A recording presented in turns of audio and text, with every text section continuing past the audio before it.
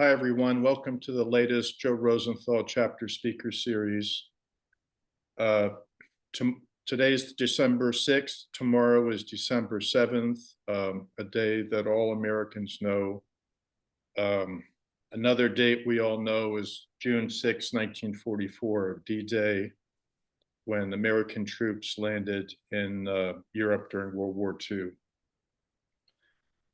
As significant as these events are, none of us, I don't think, were present, or perhaps not even born when they occurred. What we know is from historians, books that we read, and more. And our speaker today, author Stephen Rusiecki, examined how America's D-Day story was born and how it has dominated the imaginations of Americans since June 6, 1944.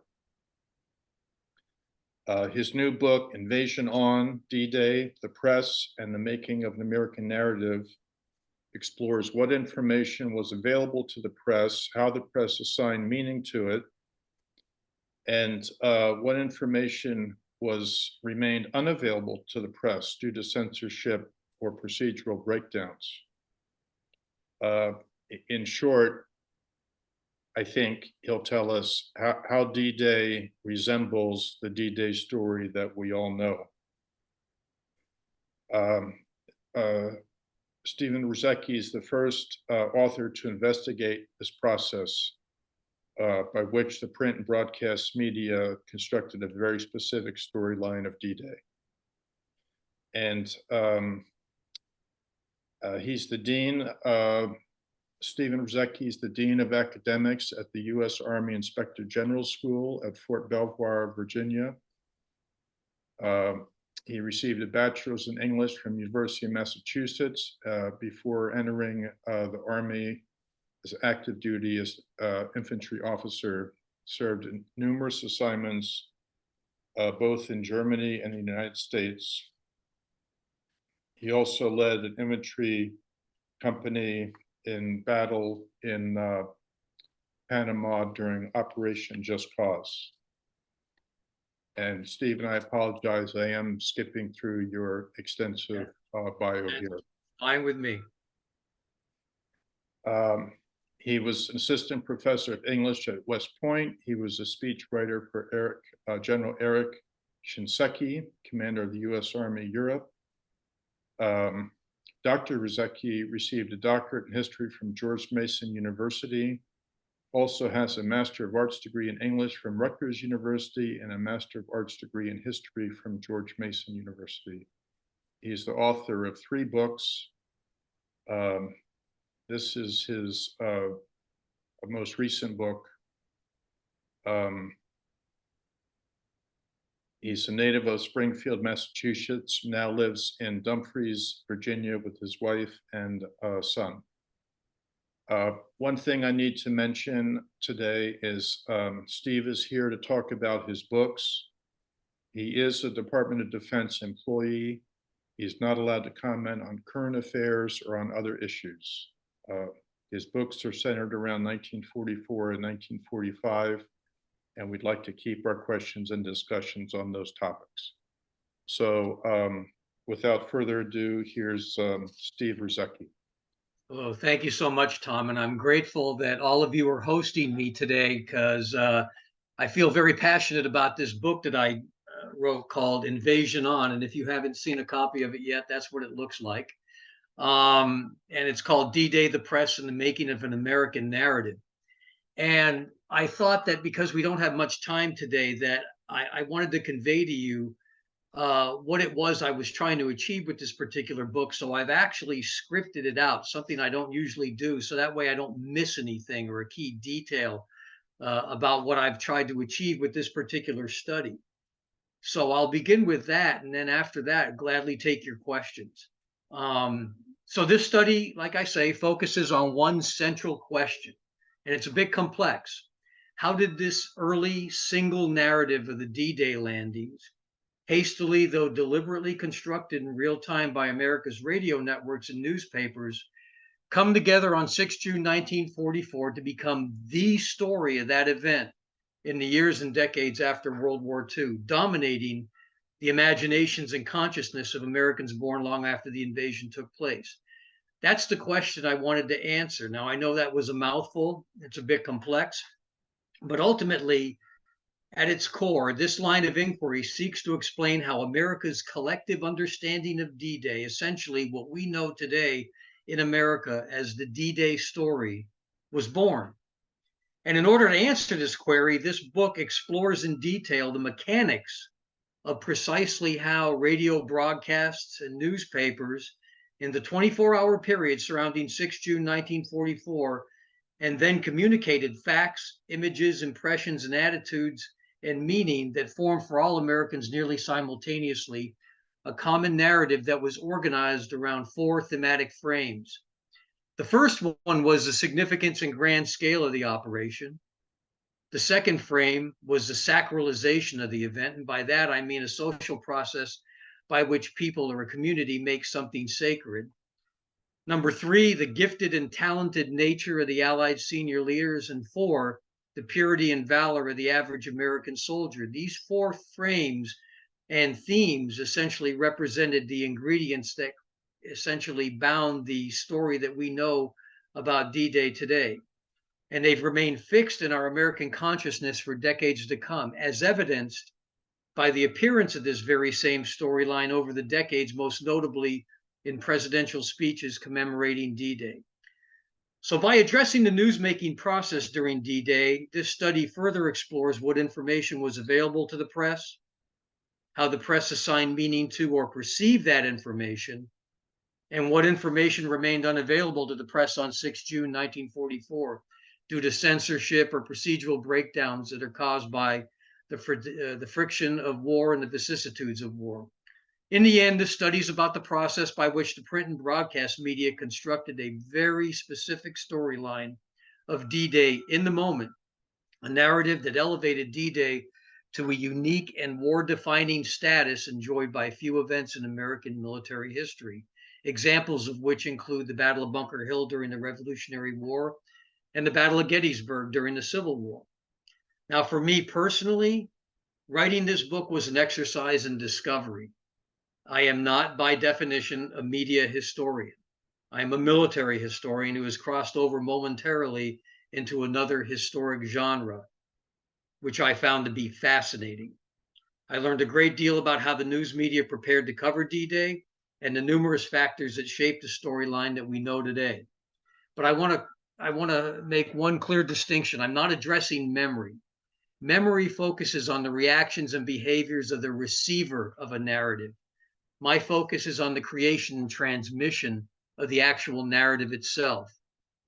Naturally, narrative feeds into public and collective memory, but I'm drawing a firm distinction between the two for the purposes of this work. So once again, thank you for this opportunity to speak to you today, and to the best of my ability, I'll answer all your questions that I can about my new book, which came out on the 15th of September and was published by Naval Institute Press. So please let me know your thoughts.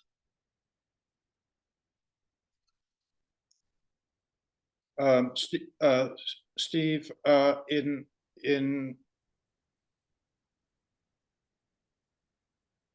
having been educated by your research, what conclusions can you draw about the press and events like this that we're all familiar with?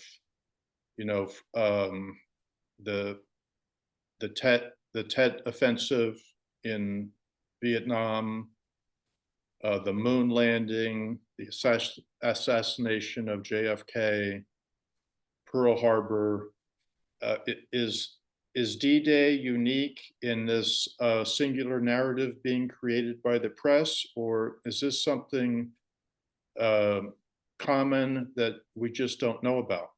Well, I think it's a difficult question to answer because I do think that there are circumstances, situations where if you have enough historical distance, you can apply this particular model to it and say, yes, this is how this particular narrative developed.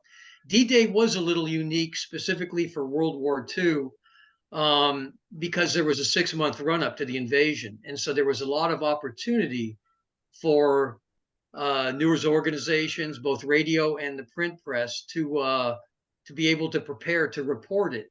And what amazed me about the whole process, what was very instructive to me about the journalistic process, was the preparation that went into trying to get the story from the beaches in Normandy or wherever the invasion was going to take place back home to the American people. And it was as much a military operation, if you want to look at it that way, as was the invasion itself.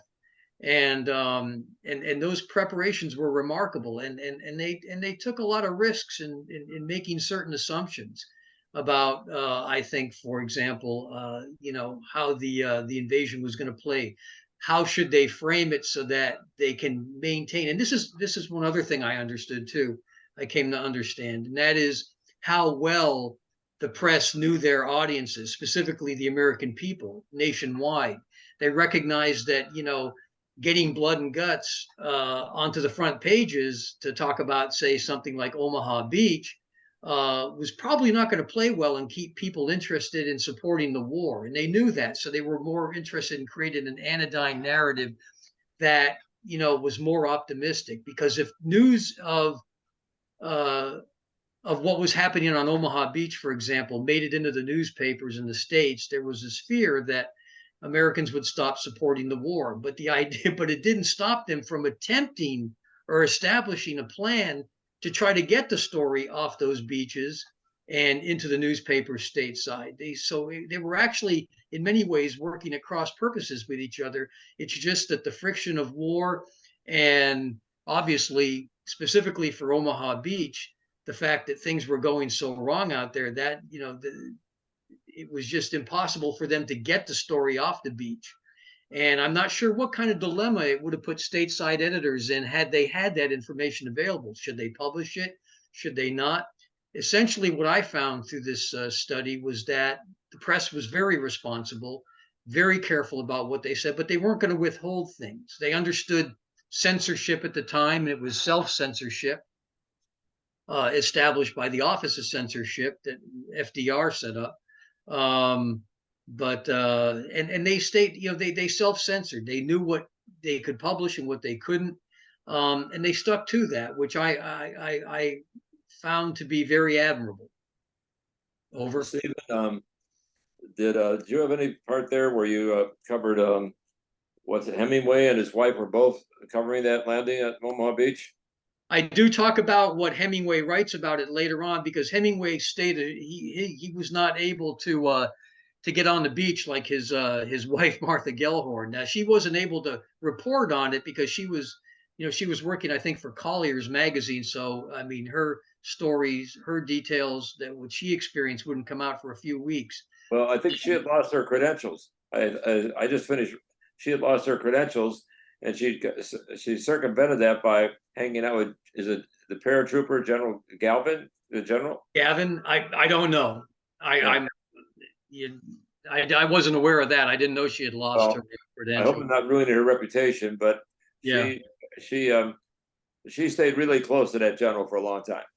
Yeah, well, he was kind of a playboy there, as they said. I just read a book about He's a handsome, single guy. General Gavin. He had a lot of girlfriends in England, as I found out. It's a recent revelation. But as far as Hemingway did, he was again a correspondent working for Collier's.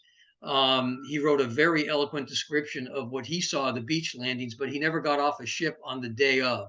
That's right. Essentially, my analysis focuses on D-Day itself, 6 June 1944, from the time it started to the time it ended. Because everything after that day, June 7th and beyond, went from becoming D-Day in the news to the Battle of Normandy. And so to talk about D-Day really means you're talking about a single 24-hour period, as I learned. And so I tried to stay within the confines. Clearly, I had to venture out a little bit from that timeline, but for the most part, I stuck to 6 June. Great history. And you're an infantry guy, too. Oh, yes. which by the way is the only MOS, everything else is support. I agree with you there, but some folks might not. So, yeah, I did that for 25 years. And what was your biggest, you must have had a platoon, company. Yeah. Did you have a regiment? No, I didn't have a battalion. I got out before then because I got offered the position that I'm in now as a civilian. So I full pitch on my career to do that.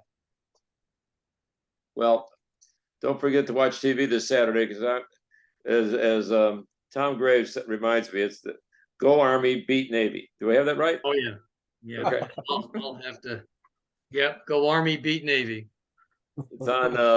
I don't want to create a fight here, so I. What are you talking about? That's what we're in the business of creating fights. Yeah, but I'd rather. I already put pick and choose. I put it on my Christmas wish list. Steve, in your research, did you come across? I'm thinking about numbers, but I'm thinking casualties of press people during the landing. There were, but I did not.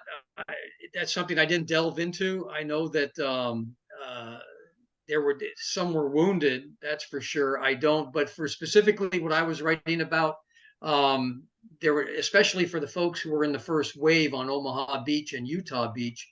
Nothing that I could find in the records suggested that there were deaths. When I say death, you mean casualties. I think right in my mind, that killed in action. And there was no one that I was able to find out about. Colonel, I'll tell you about, we had I'll be back to you in a minute. Just trying. Oh, Dale Dye gave an endorsement to your book. Yes. Which is one of our heroes. And if Joe doesn't mess this up, we're going to have Dale Guy on in a few weeks to be following your footsteps. Oh, good, great. Yeah, we'll add you to our speaker series invitation list. Of course, we recognize you've got a full-time job you've got to handle first. Well, I would appreciate that very much. Thank you. Hey, Steve. Yes, sir. What was the difference in coverage between the military press and the civilian press? There was really no distinction. I mean, when you say the difference between, what do you mean, content or? Yeah, the way they covered it.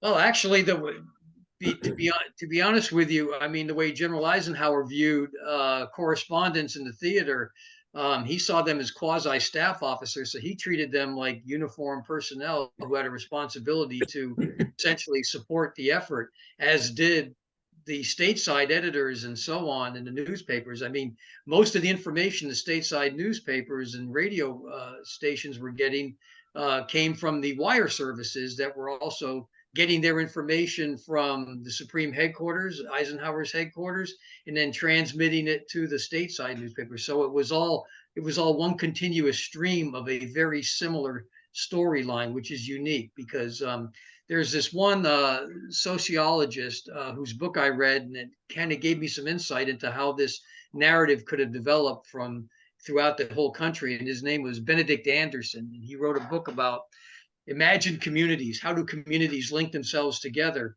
And one of the theories he has is that it's through the ceremony of common readership in newspapers, whether you're on the West Coast, East Coast, Midwest. If you're reading a newspaper, you may not be reading it at the same time as someone else on the West Coast or the East Coast, but you are part of that community who's reading and gathering the same bits of information at roughly the same time, generally, within a half a day of the other person. And so the content really was not different, because a lot of the war correspondents, especially the uniformed folks who were with the Stars and Stripes, were mixed in with the military units, as were the war correspondents who were from civilian agencies. So they were all essentially pooling their efforts. And that was a big part of the initial reports that came through radio from overseas about when the invasion began. And it was because they had established over there a pool of journalists who were going to, whether they be, you know, actively in the Army, Army Air Corps or whatever, or from the civilian side, they were going to all pool their information, and that was going to get sent through the different wire services to the stateside newspapers. Is that what you're referring to when you talked about the preparation for getting the news back here to the States? Yes, largely. Okay. Mike, you have a question? Yes, Steve, Yak Shamash. Just a follow-on to Ray's question. He talked about, asked about the difference between military and civilian. Did you note any differences between how the different civilian by nation reporters, British, French, other allies, non-allies, how they might have handled or reacted to the news? Well, yes, I did look into that, especially the British and the Canadians. Now, the Canadians, similar to how we had actually reported some of it, because they were getting some of their information from those pools as well, because they were in many ways multinational. But the Canadians were getting the reports at the same time that everybody else in the United States was. The problem for England, who was reporting it, their reporting on what they believed to be the narrative for D-Day did not occur until the 7th of June, because everything for them was happening in real time at the moment. There was a 6-hour delay for things getting over to the States, which bought some time for the stateside editors and everything to get everything packaged pretty well. But for the British, it was tough to do on the exact day of D-Day because so little was coming. So that 6-hour lag actually benefited the folks in the States. But I will tell you, I just happened to come across not a week ago 2 copies. One was the Daily Mirror, and the other was I can't remember what the name of the newspaper was. Original copies that were in an antique shop, I know, and I bought them. And they were the British newspapers from D-Day, but they were dated 7 June. And I wish I had them for writing the book, because I could see that they, especially the Daily Mirror of 7 June, captured all 4 of the frames that I had identified for the American story. However, they had played up some other aspects while playing down say, for example, the moralistic overtones associated with it, the fact that Americans were going and praying in the churches and it was a big groundswell. That was happening in England too, but it wasn't pushed heavily by the press. And so it wasn't part of the national consciousness. It seemed in England to be more of a localized thing, whereas it was a nationwide thing pushed by the press in the United States. So it was just a variety. They varied only in degrees of how they were emphasized. So it was different, but not radically different than what the American narrative was turning out to be, if you will. Steve, did you have any coverage of the French or de Gaulle in your work? Well, he appears in the D-Day in the D-Day 6 June 1944 press as providing one of the pronouncements. Usually in his own voice over radio to the French people, saying, hang in there, the invasion is, will liberate us, etc. Something that was, a positive note. And it also appeared in the newspapers as well. So, but that was the extent of it. They were reporting it in France and everything like that with French newspapers. They're obviously going to hew closely to whatever German narrative was being developed, because they were all, being managed during the occupation there by French forces. I mean, or not by German forces, the Wehrmacht. So they weren't going to be able to get anything radically different or strange out there. But there was a German, and this is how the broadcast media found out about it, was because their listening posts were picking up radio transmissions from Transocean, which was the German overseas broadcasting network.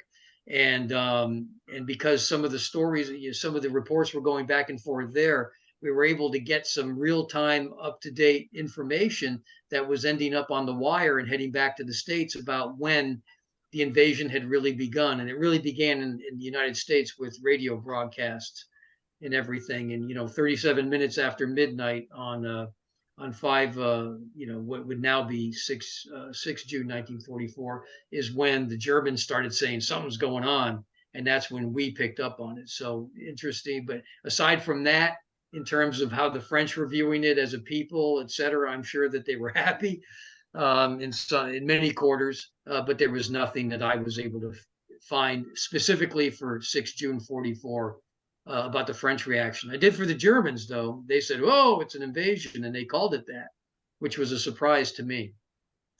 I saw a movie yesterday, brand new movie called Napoleon. Oh yeah, friend of mine saw that. I made the count. Yeah, I give it it's not a must see, but I give it a 6. But I'll tell you this, but not since Napoleon have the French really put up a fight over anything. The French have not exactly been I think they've been more in the romance than they have been in war. Yeah, I don't. No comment on that. Yeah, I don't really have I don't have a basis of knowledge to comment. So. Eisenhower had to stop all his forces and allow everything's frozen so de Gaulle could take his troops and vehicles up to and make the grand entry into Paris, like he rescued it. That's correct. Leclerc's division. That's right. I think it was the 2nd French Armored Division or something. Right. The French throughout the Vichy French and all they were not exactly like army infantry guys. No. But they actually, I have to tell you though, I've studied them enough from a tactical and operational perspective in the European theater of operations. The French troops that were being supported as by the Allies, who were part of the Allied effort, actually performed extremely well. Good to hear. Ed Stevenson, you have a question? Yes, thank you. I wanted to go back to something that you alluded to in the beginning in terms of cooperation between the press with the information that was released or when it was released, how they worked together. Were they competing for the best headlines or any of that kind of thing? It's sort of stuff that goes on now. Well, basically, we don't have much trust in working with the press in these more modern times. So, could you repeat the core of your question again, sir, just to make sure I got it? I was curious about how in those times, first of all, of course, we had much less available communication. We didn't have internet and Apple News and all that going around every day. But the press that were in on the ships with the invasion forces and so on and so forth, they obviously had more information than other ones did. How good were they good at keeping this information secure, not sharing it with their brethren and other news outlets, not just for the purpose of security, but also. Now I understand the point you're making. They actually did not intentionally keep the information to themselves. They pooled it. There were press pools both in England, and they were actually running one once they got onto the ground off the beaches. They started doing the same process again. I mean, there still was the desire to get the story first kind of thing that was out there, but for the most part, especially when it came to the broadcast radio network, CBS, NBC, and everything, they stuck to the pooling concept to a fault. In other words, they did not try to one-up each other.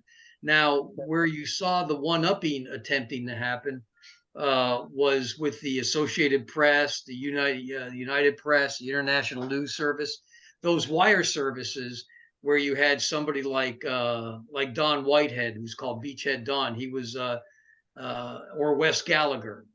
More importantly, he'd be a better example.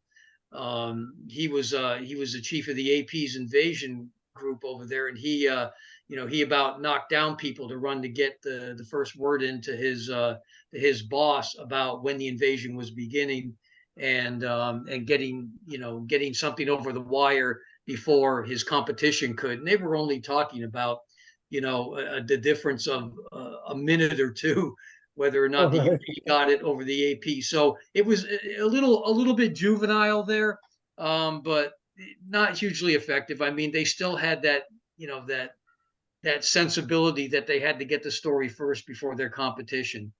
But at that point, for the most part, that I found is the competition kind of neutralized its efforts against every, they Well, just I pulled think everything.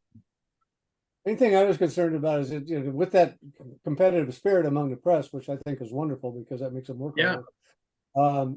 At the same time, I would hate to think that they would be compromising any aspect of the operations that they might learn about in advance. Oh, no. The censorship, the way the censorship rules for the European theater worked for this operation is censorship was done at the lowest level. The lowest level commander would be the one to review whatever the war correspondents generated, whether it was on the beach or later or something, and then gave it a release to go. So censorship was done at the lowest level, and it was voluntary, and commanders were empowered to make those decisions about what kind of information could get off the beach. The idea was not to be overly controlling of the information, but I will tell you that Andy Rooney told me, and I contacted him many years ago before he passed, because he was a war correspondent for the Stars and Stripes. And he said, hey, look, at the end of the day, we were on the U.S. team. So we were on the Allied team. And so one way or the other,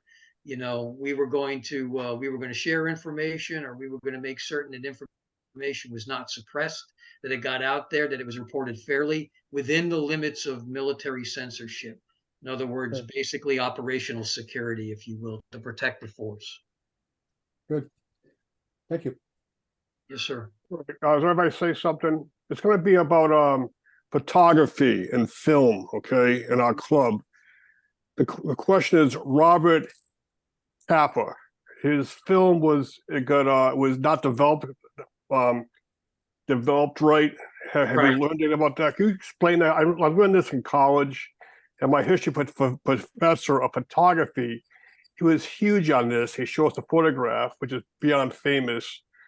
And I wonder what you put in your book about it, or how much more. This was a long time ago I heard about this, but it's stuck in my brain forever. Well, I do address it in the book because he was one of the few correspondents selected to actually be part of the first wave. He and another guy named Bert Brandt, who is from Acme, is a company he worked for as a photographer. But Capa worked for Life magazine. What happened with Capa was that he landed with the 1st Infantry Division, first wave, and immediately came under fire and started snapping photographs in all variety of directions on the beach before he realized it was just too hot for him. He couldn't take it. And then he turned around and waded back out to where the landing craft were coming in, and he got on one of them. And that's why all his subsequent photographs were of wounded being taken aboard the ships and everything out in the bay. What happened though was he had, I think it was something like 100 shots. We would have really had a clearer visual representation of Omaha Beach had those pictures survived. But he got on the first thing smoking to get back to the English Channel, and he got to the lab where they were developing the press photos and everything. And the person doing it was so nervous about handling these precious D-Day photos that he over emulsified them. If you understand what I mean by that, I hope I didn't misuse the term there. And the only 11 or so photographs actually survived where you could make out what was going on.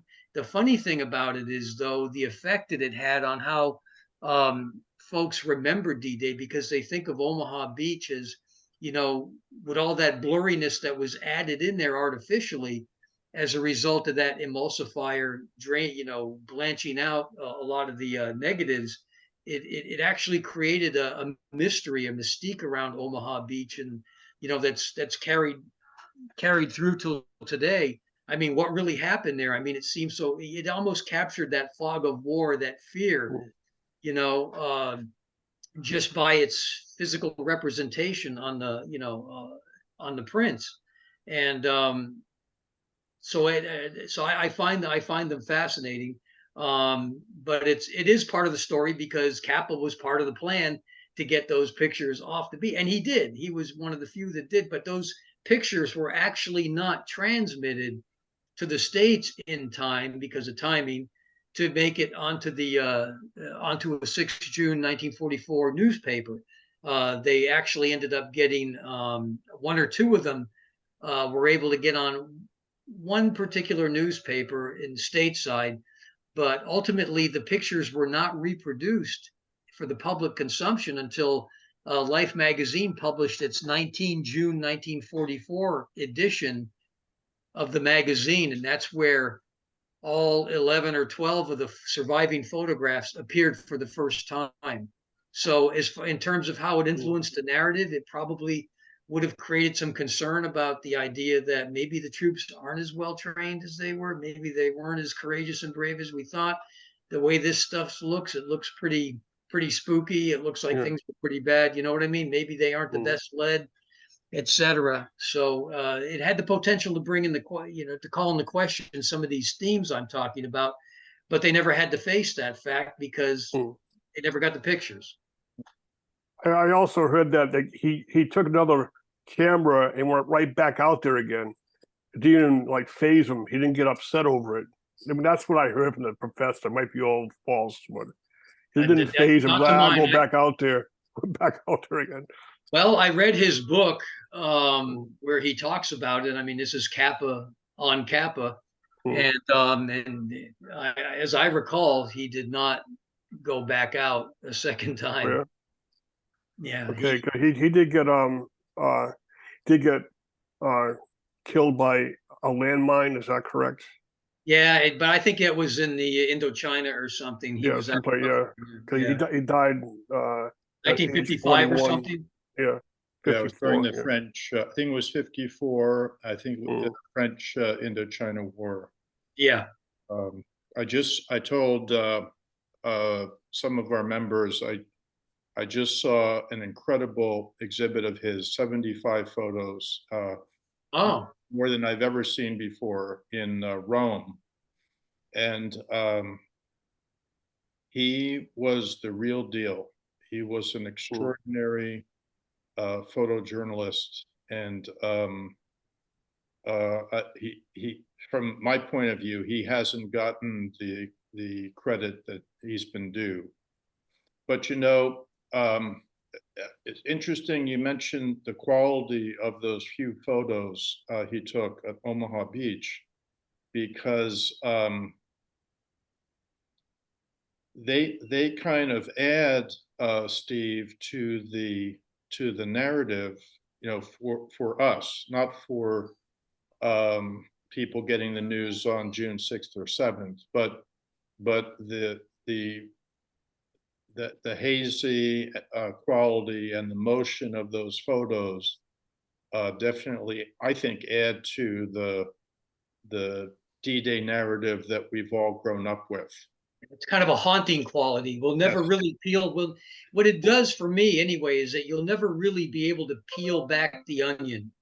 In other words, that mystique will always be there. We have a few images that will show us exactly what was going on, but we have to fill in the blanks. And I think it was probably, that was a big part of the development of the D-Day narrative. I think that mystique that hung over it, but it's hard to quantify or qualify, if you will. So I think that becomes a personal impression that someone who sees the pictures actually then projects that same feeling or thought onto the rest of the reporting, and it helps contribute add a different flavor to the narrative for some people. But I didn't see it as something that would have been universal enough to be an overt contributor to the narrative. Well, how has our perspective changed at this point from what the newspaper readers and radio people had in 1945? Well, it's strangely enough, and I tracked a good bit of this through, and you'll see it's the second to last chapter of the book. The narrative developed on 6 June resisted modification, even as additional details came out, even as people learned that Omaha Beach was as bloody as it was, even though they learned later on that the paratroopers had been, that they landed in scattered formations and so on. and that maybe the bombs didn't quite hit what they were supposed to on the beaches and things of that nature, and that certain things didn't quite go according to plan. So, I lost my train of thought. I'm sorry. The rest of your question, sir? How is the perspective that we have today? Oh, I'm sorry. So it's remained generally unmodified. Granted, we have other details. We can look at the first 30 minutes of Saving Private Ryan and say, oh, well, that's kind of an idea. It's really bloody and everything. But ultimately, the narrative that was developed is the storyline that continues to follow, even with those ugly details added to it. They seem to get subordinated to the larger narrative that was framed on D-Day itself. And again, it's just astonishing to me that they've really resisted modification. Now, where I check to see if all those themes that I'm talking about, that I'm arguing for, actually do appear in history and throughout the 70 years since, and they do in certain mediums, but most importantly, they appear in every single one of the presidential speeches that commemorate D-Day, starting with Reagan in 1984, the Boys of Point du Hoc speech. Every single speech, and I know that speech writers were the ones who actually put it together, and the presidents just either agreed to say it or not. Recognizing all that, every single one, all the way through President Trump, every single speech, I can point out to you all the themes that comprise the D-Day narrative, and they are just packaged just as they were to a large degree on 6 June 1944 without modification. Yeah, and I agree with that. That makes a lot of sense, because I'm familiar with Reagan's, of course, and I was there for 94 for the 50th anniversary. I covered it there. Right. For the speech there, and I was there on Point du Hoc, and you're right, absolutely.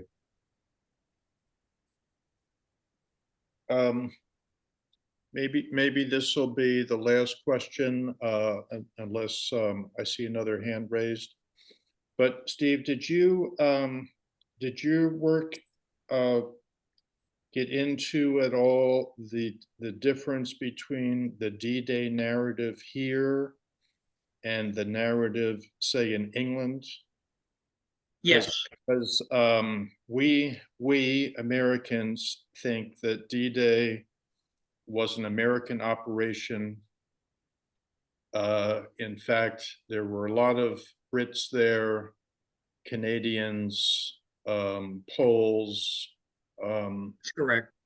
The U.S. press made it look like it was an American operation. However, when it came to singling out and reporting on the commanders in the field, like Montgomery and Tedder and the British senior commanders, they got equal share in the British newspaper and the American newspapers as well.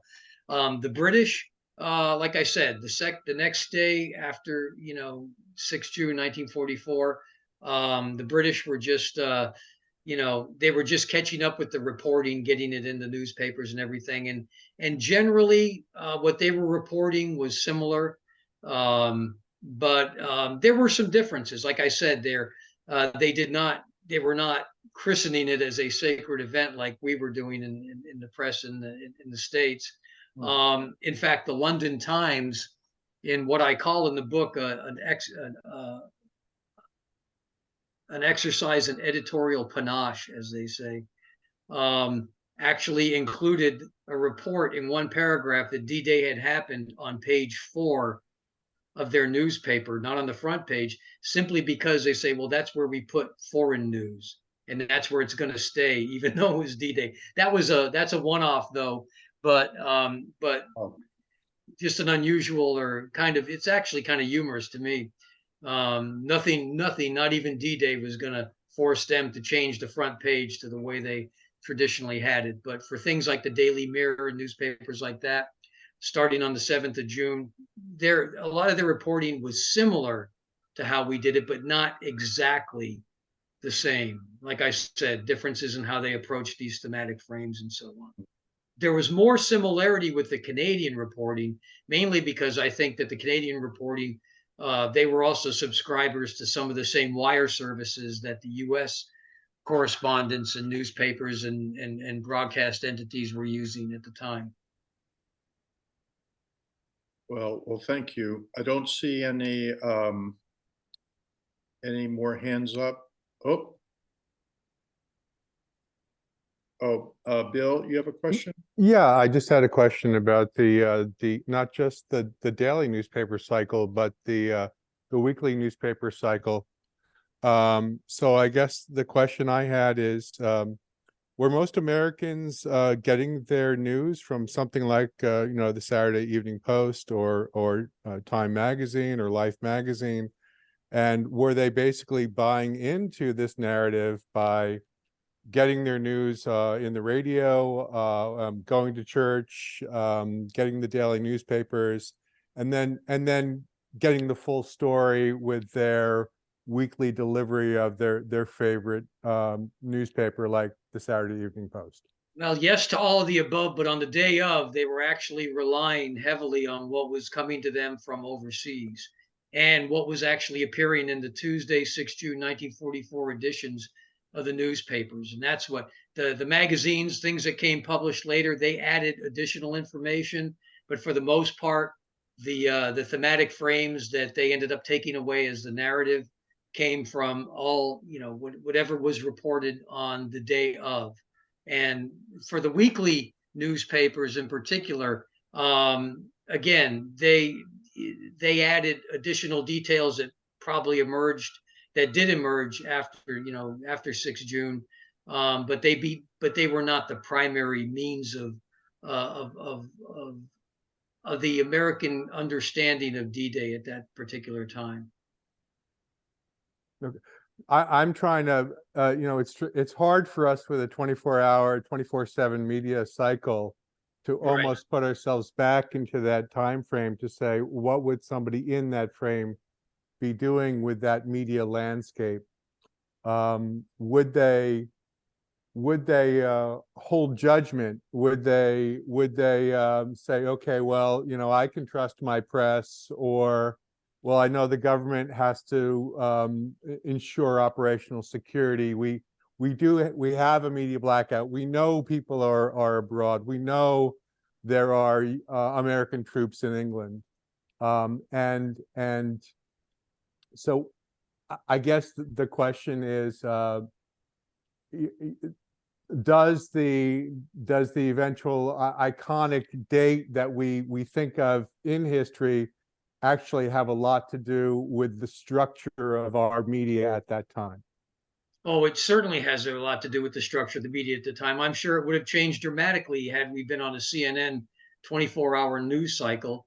But because of information that couldn't get off the beaches on the day of or elsewhere, had the power to modify what was being developed in the stateside newspapers and everything based upon censored information coming from the pools.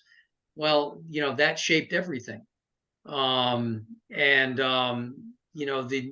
radio, because they were all using the same wire services and everything, I mean, they were actually, the newspaper press and the radio were working in tandem. And there's no evidence that the American public was pushing back on that particular narrative either. In fact, there's a lot of evidence to show that, based upon power grids being juiced up and everything, that everybody was switching on their radios at the same time and listening and putting out newspapers, to the last copy. I think there's a photograph I have in the book here where there's a photo of a newsboy asleep on the steps of a bank of a bank building, with the last newspaper he had to deliver that day. He just couldn't make it because he got so tired, but he sold out completely. So it's kind of a funny picture.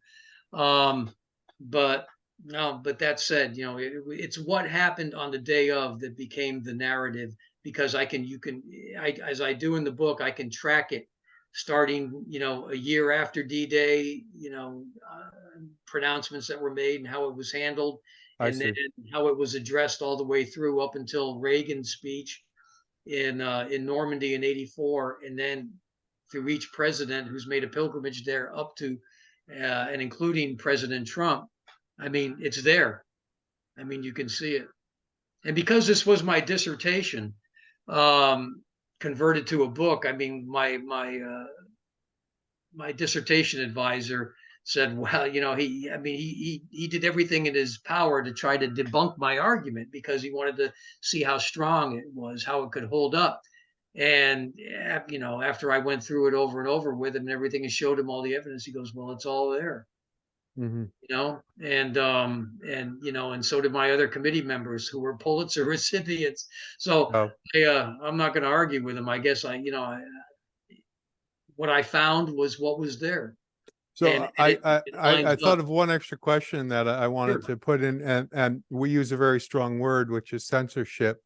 But Yes. you brought up another, might even be a competing concept, that it's not that there is a period of informational consolidation. I think consolidation might be you know, the flip side, and again, with the time-based structure of the media in the 40s versus our, well, let's take the timeline, you know, through Korea or Vietnam or today, we have seen this erosion of a time-based media ability for consolidation, and that has affected our military. It has affected our operational security. There's been additional concerns, but do you think that there is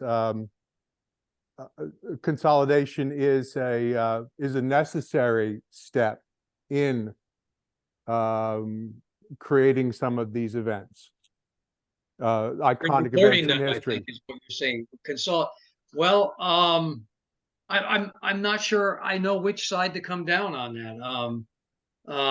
Certainly nobody wants to come down on the side of censorship. On the other hand, right. So yeah, I mean, but you know, but I think that there's a certain amount of self-censorship. I mean, certainly it's happening nowadays with the events that are going on overseas with those wars. I mean, I think that there's a standing agreement, you know, among all news services and everything, not to show bloody bodies of dead children and things of that nature. and we're not going to talk about anything current because you're a DoD employee.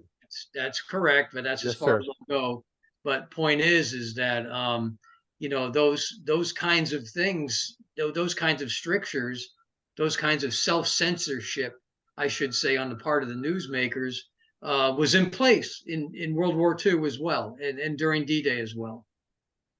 Stephen, and speaking of your newspaper boy, there's in the World War I section of the Marine Museum, there's a newspaper boy that steals the show. It's a video clip. Have you seen it yet? I don't remember it. No. I use it on some of my PMEs, but when I get your email, I'll send you the clip. It's Okay. he's selling papers about the Marines and Bella Woods and stuff like that. Yeah. Oh, is that based on your own experience, PT? Well, you know, a lot of you don't realize Probably it is. World War World War I for PT. You ever notice, Stephen, that some of the guys here just seem to harass me more than anybody else? As an English professor, you know Harris is the correct way to pronounce that. And I want to tell you, before they steal, I want to tell you, you've done a great job. Thank you very much. Well, my pleasure. I'm gonna have to save my money before I can buy your books. I think, what are your books about? $100 a piece? No, Okay. go on. I think Tom can tell you that they're selling it on the Naval Institute Press for about $32 now instead of $32. It's a hardback. Well, Hey, I'm putting it it'll on last. They did a nice job. I'm putting it on my. By the way, is John Ripley's daughter still working at Navy Press there? John Ripley's daughter, the Marine Colonel Ripley. I don't know. Oh, she helped publish several friends of mine the books there. Yeah, I think it's John probably Ripley was the guy that took down the bridge in Vietnam. Navy Press. No. probably a pretty big place. They are having a holiday sale. A lot of things are half off, and I ordered Stephen's book and I put it on my Christmas list. It's on my Christmas list. You're waiting for Santa to bring it. My daughter will buy it. I hope so. I hope so. $32. My God, where do I get that kind of money? Made in America, PT. My book is under $15. Oh, Yeah, we know the content of it too. Well, Stephen, thank you so much. Stephen, thank you for pleasure. answering, Yeah, before we start Thanks for showing answering our questions. colors here, I really appreciate your time today. This was a work day for Stephen. He needs to get back to work, and but I appreciate your subject matter, your all the time you put into this, and the time you spent with us today, and we'll add you to our invitation list for future speakers, and we hope to have you back as a speaker in the future. I'm grateful for you hosting me, all of you, and it was very nice to talk to all of you. I believe somebody has a hand up there. Fred, you have a hand up? Yeah, just a closing thing. Thanks, Steve, for the presentation. I'm called to recall the motion picture coverage that had occurred back in 1943 at Tarawa, and that coverage by Norm Hatch, a motion picture photographer of the Combat Correspondents, got back to the president, and there was a censorship involvement there. Marines washed ashore, bodies washed ashore, as to whether to let that be released. And President Roosevelt said, I think in the bottom line is it should, to remind American people of what our boys are sacrificing there. So it came out. Norm Hatch got one of the only Oscars, Academy Awards has ever been presented to a Marine for his documentary of Tarawa. And I'm thinking that a year forward to the landings, and the fact that by that time it was allowed to do that, because I think the government felt like we should see the real truth. Yes, indeed. Yeah, indeed. Yes, most certainly. But I think that there were still a few strictures about the kind of, the subject matter. In other words, yes. Oh yeah, too shocking. Because I know which images you're talking about too, like of either dead Japanese soldiers and or dead U.S. Marines and so on the beach with sand swept up against them and everything. Right. Yeah, which is still shocking in and of itself, but it doesn't have the same effect as if you would show someone missing half a head or something of that nature. And I'm inclined to think that during D-Day, I think that you didn't have to show that level of detail. No. In order to make the point, you could just show all you'd have to do is just show all the bodies floating in the surf.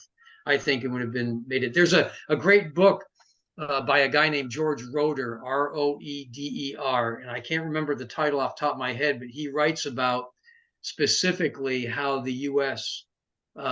Press dealt with images of dead soldiers and everything.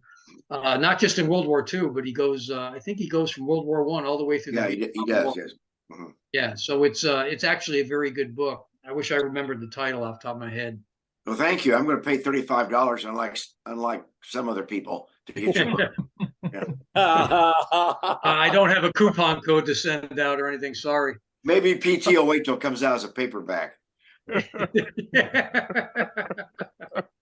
Well, last thought on that, as photographers, we're always self-censoring ourselves, really, even without thinking about it. So, that can be good or bad based on someone's judgment, but we all know how powerful photos and films can be, and probably we could have another whole session just talking about that. So, Stephen, we'll let you go. The rest of us are going to hang around for a little update from Fred, but we very much appreciate you being here. I'll end the recording. I hope you come back to see us again. I'd very much like to. Thanks, everyone. I appreciate it. You've been great. Thank you. Thank you. Bye-bye. Thank you, Stephen. Bye. Okay, so we're no longer recording, and Fred, why don't you take over? Yeah, it's been a little slow. I got back from Spain and some other Marine Corps reunion I was running, and so I'm kind of getting back in the saddle. I'm finding that a lot of Congress congressmen and women that are on the Marine Caucus are kind of out of town, back and forth a lot right now. Hard to get in touch with them, but I am drafting a letter that will go to all of them, and a meeting with Ray Celeste, who is Congressman Murphy, North Carolina's EA, and he's kind of been my go-between for getting in touch with the Marine Caucus. And so we're going to meet next week and kind of get this rejuvenated as to how I communicate with those.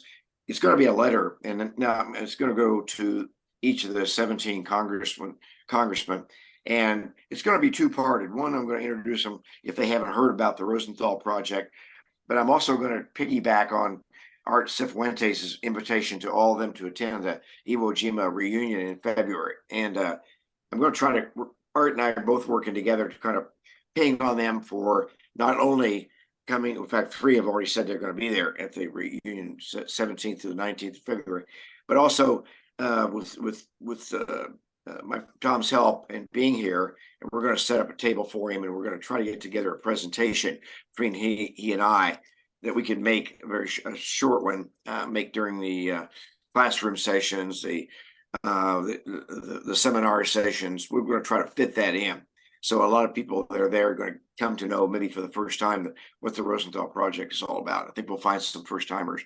So I'm going to try to, I've got it on the schedule or quasi schedule for the Saturday, which is the academic portion of the seminar and the symposium part of the reunion, and to talk about that. And then hopefully we'll have a few more congressmen that come to not only that, but the evenings, the banquet that evening, whatever that 17th, 18th, I forget exactly the date, but it's right around that time. And again, another pitch probably promulgated by me or with Tom there, that we can get some more airtime with some reporters that are going to be there as well, and try to push this forward toward the Secretary of the Navy's area a little more.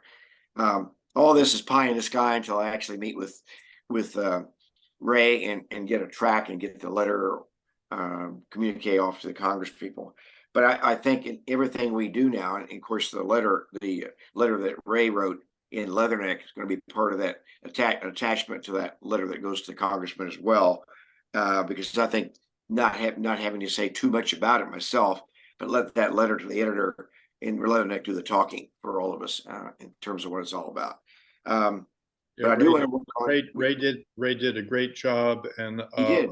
His letter is getting a lot of attention, which Good. Frankly has surprised me a little bit, because it's a letter, not the article that he had hoped for, but also it kind of shows us there's interest there when we put it right in front of people.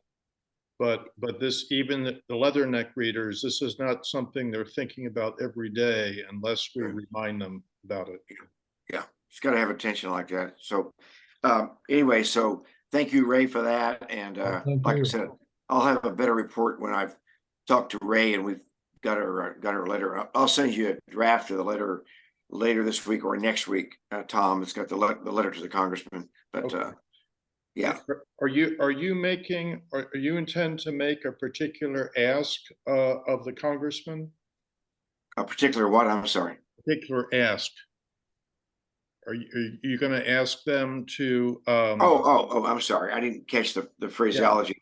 Yeah. Well, I'm going to put together the part of the letter that went to the Secretary of the Navy, and the fact that the Secretary of the Navy had approved it. It's just on his list of weights and weights on the list. Right. And I talked to the ship naming lady a couple of weeks back before I got busy and some other things. The lady in his office that handles all the ship naming, and I want to get some words that I can use that have been proffered by Secretary of the Navy's office. Use those in there too. So this is not something we're proposing to you as a congressman. It's brand new. We've done a lot of work on this, complete with your survey you took.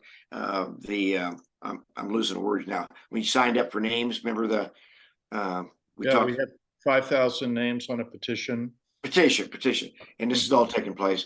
Kind of a little bit, very briefly, of a historical, not like Ray's historical, but a little bit about the steps that we've taken already to reach the Secretary of the Navy. And so it's not a first for them. We're just wanting the congressman to be able to, as a caucus, as a group, go to the Secretary of Navy in a caucus letter that all of them sign, saying we encourage this to move forward at the most rapid speed, blah, blah, blah. So that's what we're asking them, is to come together as a caucus, Right. do a joint letter that goes to Secretary of Navy. Right. Yeah. Now, thank you, first of all. That's outstanding, and it's going to make a big difference. Do you think, or how do you think that we others can help you in your effort? And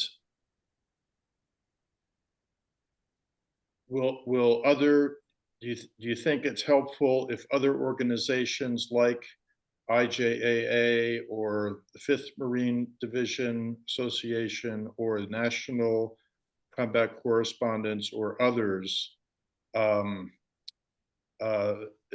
is there a need for them to have a role, or is that just going to be traffic in your lane that you don't? Actually, now that you mention it, I think anybody that's a member, and I know all these guys are members of different organizations, whether it's 5th Marine Division or whatever, if they would just at the ground roots level, just go ahead and write, if they want to represent a certain organization, that's fine. Or just as an individual, write your congressman and say, this moves afoot. You can reference the Leatherneck, you can reference anything you want to that you've seen, but just say, just write at the grassroots level, write your congressman, or have a group that you're a member of write the congressman. And it may start a little fire down below at the lower level that some of these guys or gals have not heard of the movement. And it just may be a strike there, but that's something everybody's capable of doing. Of course. Get your congressman. It doesn't have to be one of these 17 that's a member of the caucus. It doesn't have to be a Marine congressman, but just anybody. But it happens to be a Marine one. That's even better, of course. Sure. And if you need them, I can get you. I think you have it already, Tom. But first thing I can do is get to you, and you can spread it to this group. All those 17 that I'm talking about, their addresses and their names. Do you have that? Because I can send that to you. I'd love to have that. Okay, because then you can start a letter writing campaign at the grassroots level to write these Marine Congress people. Yeah, that's fantastic. Yeah, just that, because that's who same 17 I'm going to be dealing with. And if it comes to them from other sources, Marine sources, whatever sources they are, journalists, particularly AP, UPI, etc., that's even better. But if they come from them, they'll at least have in their file a little something like, oh, I think I just heard about the other day. I think we got a letter from somebody about that. Right. So it just takes that little bit of mental connection. So I'll send you that list and their addresses, their mailing lists. Wonderful. Spread that out. That'd be a tremendous help. And by the way, before I forget it, it's the same list that Art Cifuentes deals with in putting together a guest list for the banquet and the events in February.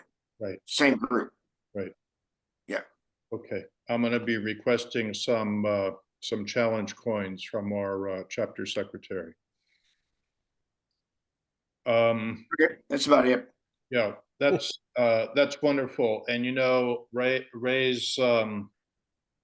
Ray's article is a perfect attachment to any letters we write. And to anything, yeah. PT can take the $35 he's not spending on Steve's book and put it toward U.S. postage stamps. I think he's left us, so it's falling on deaf ears at this point. Yeah, no, I intend to tell him. Don't worry. Okay. Yeah, I don't know why he left. I've already gotten an email from him about something, but maybe I pissed him off or something. I don't know. No, not likely. I do that occasionally, but that's just for fun. No, he's got a pretty good sense of humor. Yeah, I know he does. Yeah. All right, that's it for me. Well, thank you, Fred. That's great news, and I'll work something up with your list and distribute it to our guys and to others. Okay. And we'll get some letters going out. Yeah, thank you very much, Flash. I mean, I thought that was fantastic what you're doing, and I think that we're on the right path there. I've posted or have written Senator Durbin, and he's behind the project, but that was some time ago. And I also want to tell you, Mike, I'll send my dues in. I hope everybody else does. By the way, I think I mentioned to Ray because we talked about his article. When I Googled it at first, of course, the magazine hadn't come out yet, so I was kind of ahead of my time on Googling and finding the article. But when it actually came to my doorstep, I got the magazine, I got the article. But before I did that, I went back to find whatever Leatherneck had published ever before on ship naming, that subject in general. And there was a 2003, 2004, and I haven't copied it yet. I printed it off the computer because it looks like it's pretty long. But it was a big piece on ship naming, the process, it's sort of the history of it. But you might want to, Ray, have you taken a look at that, Ray? I tried to find it and I haven't found it yet, but it's ship naming, Leatherneck, whatever you want to do. I looked and I'll look again. I couldn't find it the first time. All right, well, you mentioned it. If I do get it up, I'll give the quotations for you. Okay. But I intend on. I tried it right after we talked. I tried to call it up and I didn't get it. It's got a lot of words in it that we could probably use in any communication that we put together, probably. So anyway. Oh, that's great. Yeah. The one thing I've learned is that in recent years, probably more recent than the Leatherneck article, the started with Ray Mabus, the Navy Secretary. He started taking, at the time, what were considered great liberties in how to name ships, and others, I think, to a certain extent, have followed suit. So, should the article lay out any rules and regs, those are all, I would consider them now guidelines.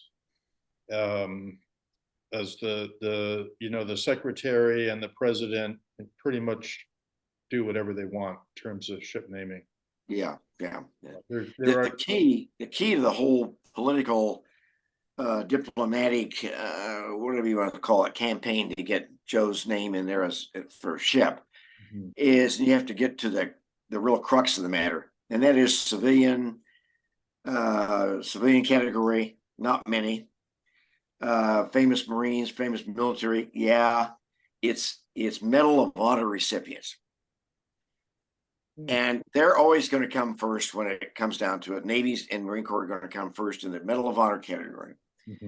And I've watched it develop so that it's kind of a tongue-in-cheek philosophy or way I'm looking at it. And that is, as the population dwindles of Medal of Honor recipients that are Marines and Navy, and wars are ceasing rapidly, in which case you have a Medal of Honor recipient named. You see where I'm going. By process of attrition, you almost get down to no Marine Navy category for recipient. And it comes down to Joe's rising, his stock's going up because we don't have many in that pool that are military recipients. You see what I'm getting at? I'm not belittling the system. I'm just saying the longer we go without wars, we're not going to have any candidates for ship naming. And when I talked to the Colonel Mary, I can't think of her last name now, that was the Reinwald, she left now, but when I first talked to her, she said, well, Joe wasn't a Marine. And I said, I know. See, there you go. Yep. That's what you're facing. And you have to kind of say, okay, you kind of have to rise above that in your terminologies and things like that. But like I said, you do a little bit of forecasting in the future without any Navy Marine Corps medals of honor being presented. Guys like Joe are rising up. So. Another thing I did, the article that Tom was referring to that I had originally sent to Leatherneck, I put it on my blog there, and I've gotten some response from that from people as well. So, but it's out there on the internet. What do they generally say? The blogging responses. Pardon? What do the blogging responses generally say? Just in general. Well, I haven't had anybody disagree. They're supportive. They supportive. Oh yeah, absolutely. Oh, okay.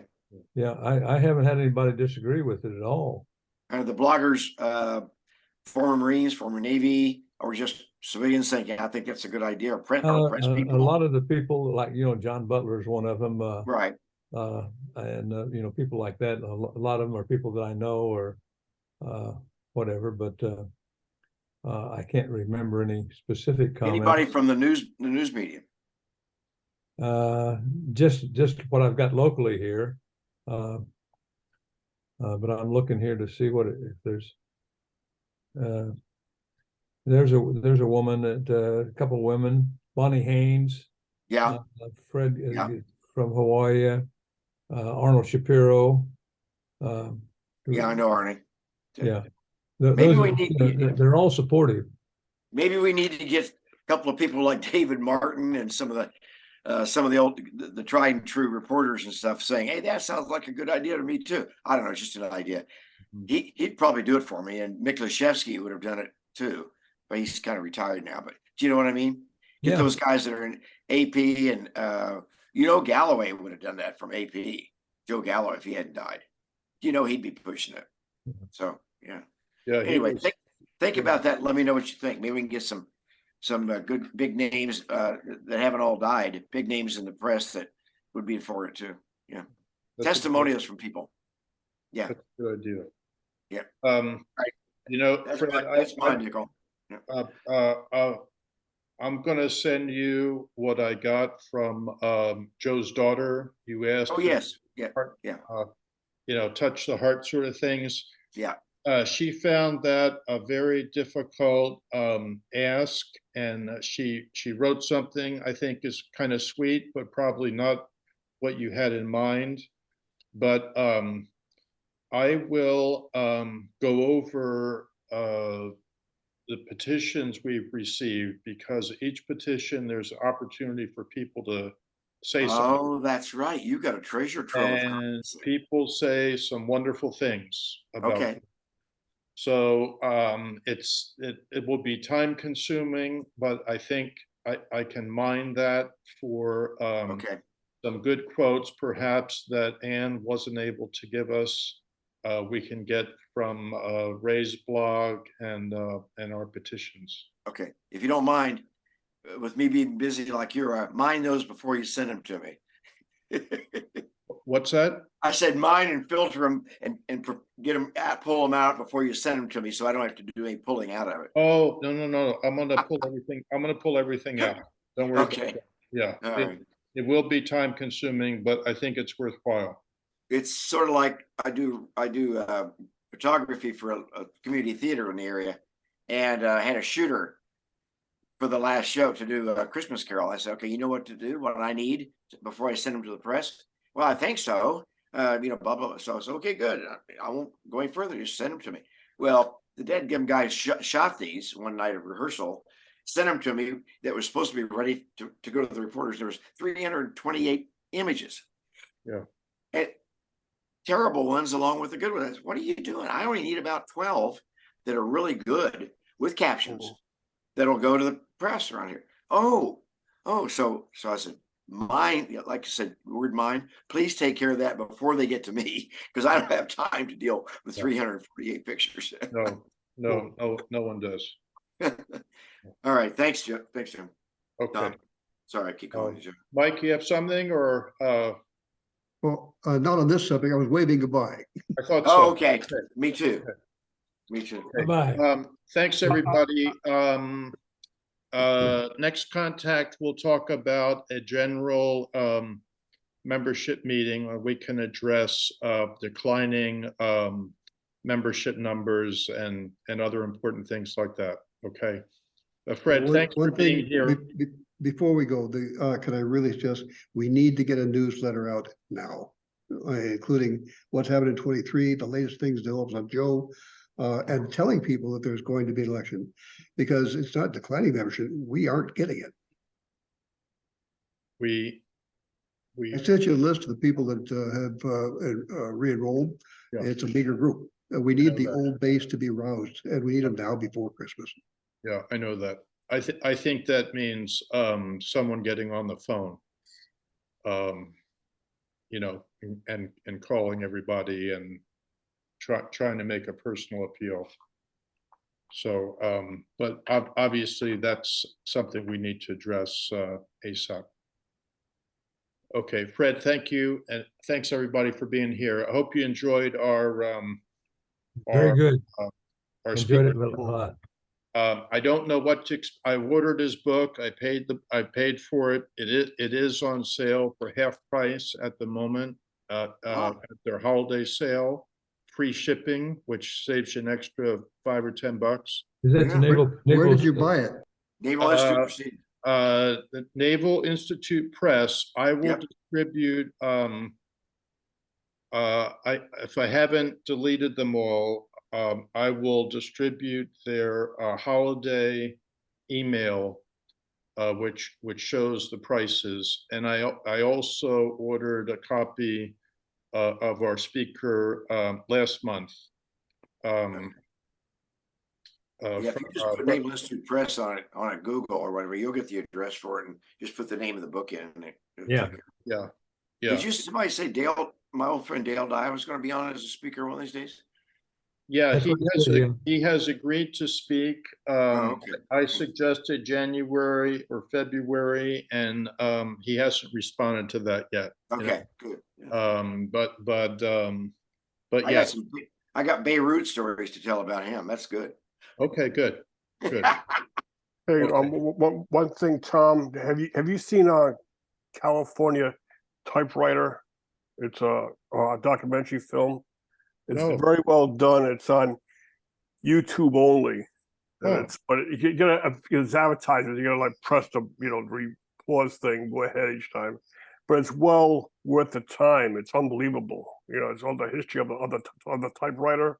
Huh. And it's something to do with us too. You think about it, how they wrote and all that. And so I'm looking around for an actual typewriter. I think to write a letter that's written with an older typewriter is very. They're gonna look at that. They're gonna go like, what? It's gonna be. I love them. I can't use them very Yeah. well, but I love what they produce. Yeah.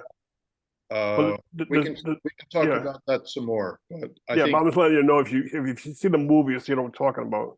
okay. Thanks. All right. Bob. Thanks, everybody. All Okay, right, have a take good care. one. Bye-bye. See you next Bye time. bye.